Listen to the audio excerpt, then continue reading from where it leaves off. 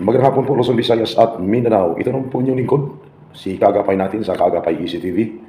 So, marami naman po tayong tatalakayin sa oras na ito.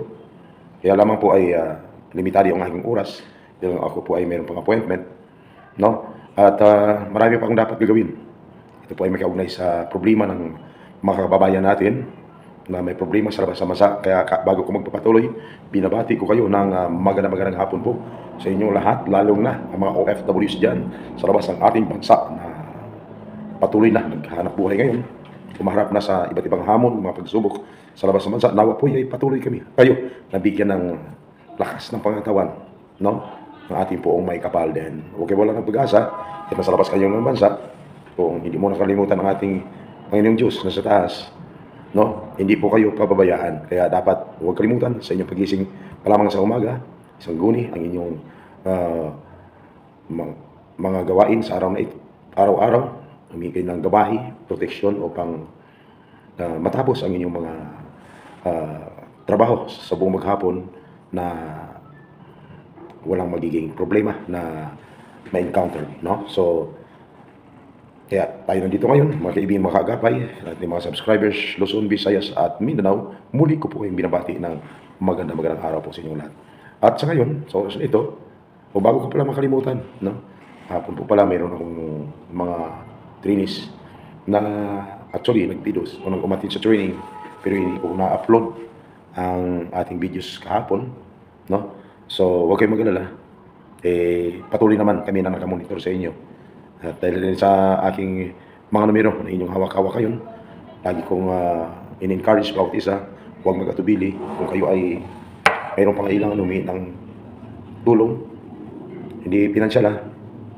Kung may problema lang, may kaugnay doon sa inyong trabaho sa labas ng bansa, nandiyan po ang aking numero. Ang aking numero 0948-093-9970. Ulitin ko po, 0948-093-9970. At syempre, pwede kayong tumawag at mag-text dyan. At ang aking messenger account is makikita nyo din naman doon sa Makarbahosa, no? At syempre, ang aking YouTube channel, ang Kaagapay ECTV. No, kumakalat niyan, Luzon, Visayas at Mindanao. Sa dami ng humingi ng tulong sa atin.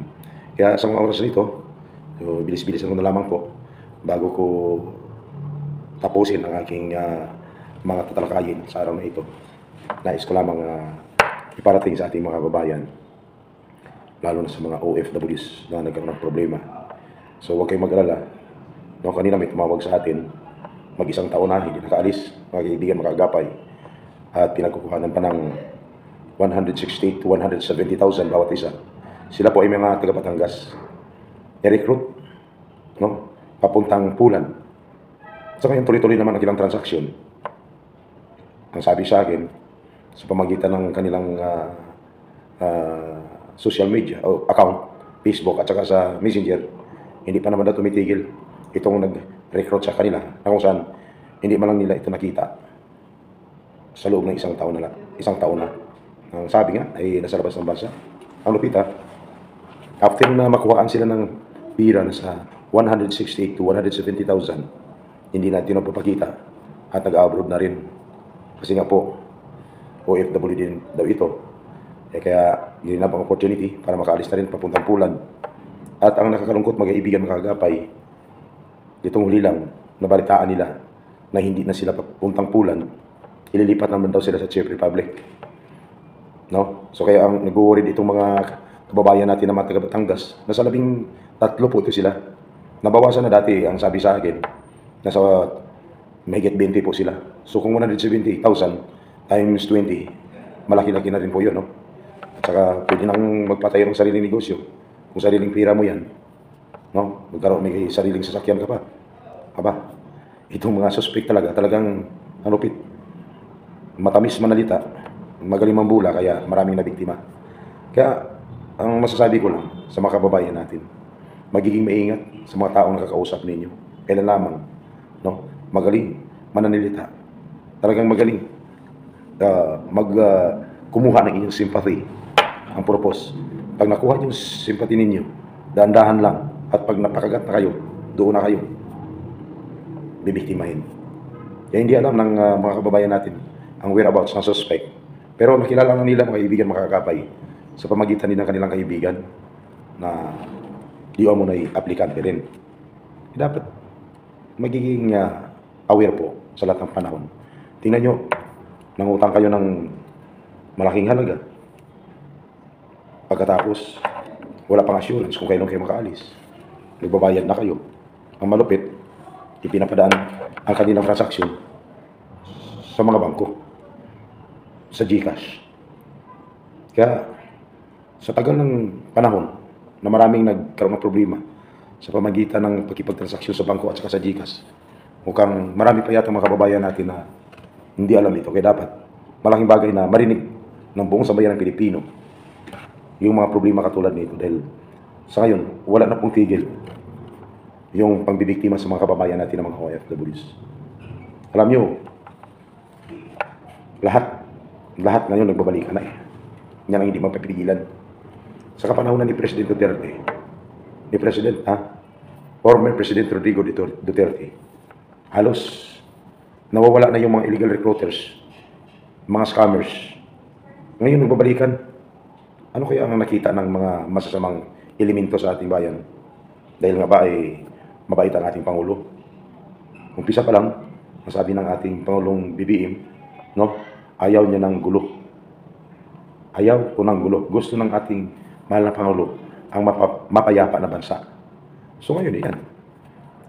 Marami ang natutuwa. Ang mahirap lamang, mga kaibigan, mga kakapay, inaabuso ang kapangyarihan ng ating mahal na Pangulong Bongbong Marcos. Kaya doon natin ma-realize, no? Ma-realize na pag ang Pangulo pala mabait, walang kamay na bakal, mayroon palang nakapag-isip agad upang gawin ang mga hindi panais-nais na mga bagay na kung saan ito po ay nakaka-apekto sa buong sambayan ng Pilipino. Hindi lamang ang apektuhan, halos lahat damay-damay na. Kaya sa inyo, ano sa palagay ninyo? Dapat nga bigyan agad ng agarang action kung anong mga narinig ng ating mga mahal na Pangulo. Ito mo nangyayari sa kapanahonan niya ngayon. Kasi, yung ating mga kabayan ng mga OFWs, naguguluhan na. Kaya si Alisa na, mag-abroad na lamang dahil sa nakita nila na pag sa Pilipinas lang sila nakatutok sa paghanap buhay, nakita nila apektado sila. Hindi lang sila, maging ang kanilang mga pamilya. Kaya kung bakit apektado? Kasi ito po, mayroon mga trabaho sa Pilipinas. Ngunit sila ay nagtatrabaho. Ang liliit naman ng sahod na kanilang natatanggap sa magmula sila sa kanilang mga kumpanya. Alam mo, no? Kaya nakapag-isip na lamang sila na mag-abroad. Ngayon, itong mag-abroad na sila, may nakaabang naman ng itong mga taong walang puso, no? Mga walang puso upang biktimahin ang mga kababayan natin ng mga manggagawang Pilipino. Alam na nila na magtatrabaho sa labas ng bansa, di bali malayo sa kanilang pamilya, no? Di bali gagastos sila, harap sila ng mga pagsubok, paghihirap, pero hindi nila iniintindi. Di bali harapin nila ang mga hamon sa buhay, hanggat kaya gagawin nila, maiahon lamang ang kanilang mga pamilya sa kahirapan. Ang nakakalungkot, itong mga kababayan natin na gustong, yung asarap ang buhay, gustong magiging instant millionaire, ito naman ang kanilang sinusubaybayan.